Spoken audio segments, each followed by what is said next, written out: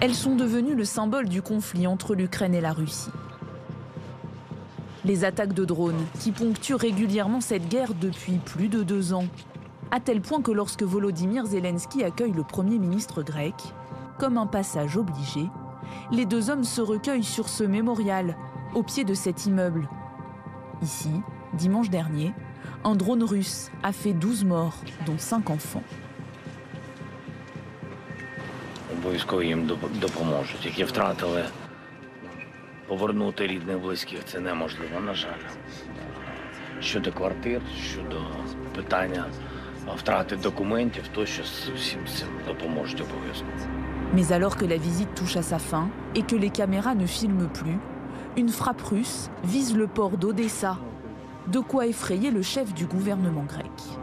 Ήμασταν στο λιμάνι της Οδυσσού κάποιες σιρήνες και λίγο μετά, καθώς μπαίναμε στα αυτοκίνητά μας, ακούσαμε και μια μεγάλη έκρηξη. Και νομίζω ότι αυτό για εμάς είναι η καλύτερη, η ζωντανότερη υπενθύμηση ότι εδώ γίνεται πραγματικός πόλεμος, κάθε μέρα.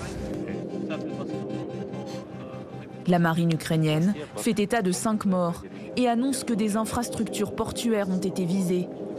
Le ministère russe de la Défense précise même qu'il s'agit d'un hangar dans lequel, dit-il, se trouvaient des drones navals ukrainiens, la nouvelle arme au cœur du conflit avec la Russie.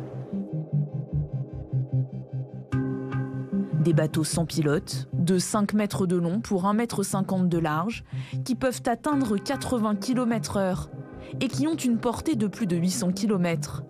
Leur but, s'approcher le plus près possible des bateaux ennemis pour déclencher une charge explosive. Une technologie largement mise en scène dans cette vidéo de présentation ukrainienne et qui a déjà fait ses preuves.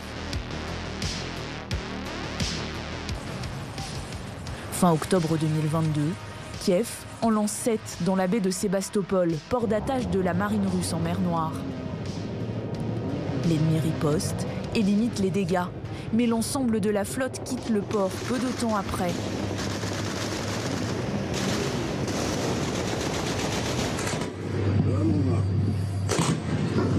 Des attaques qui semblent gagner en efficacité au fil des mois.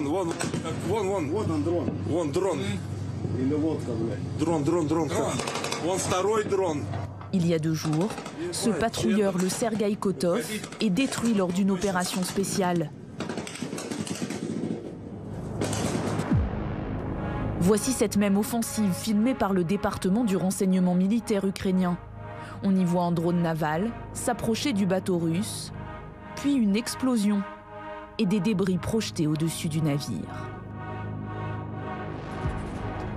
Les drones ukrainiens qui parfois attaquent à plusieurs et provoquent la panique des marins russes, comme le 14 février dernier.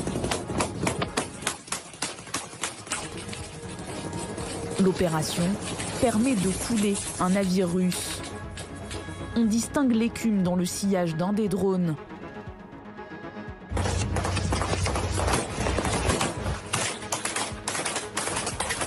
Les marins tirent dans toutes les directions, comme si le bâtiment était encerclé.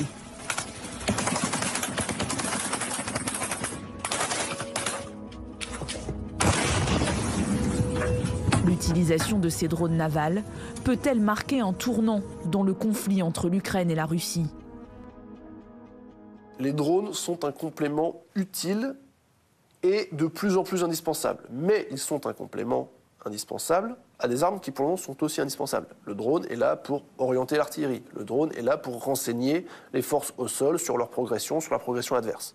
En cela, ils acquièrent une place qui est, oui, indispensable.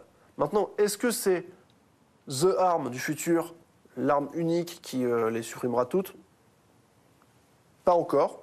Il y en aura plein, partout, sur mer, dans le ciel, sur terre, sous la mer. Et finalement, ce n'est que le début. On voit que la face émergée de l'iceberg. Les drones comme moyen de démultiplier les capacités militaires à moindre coût. À ce jour, impossible de savoir le nombre d'exemplaires exacts de drones maritimes dont dispose déjà l'armée ukrainienne. L'information est classée secret défense.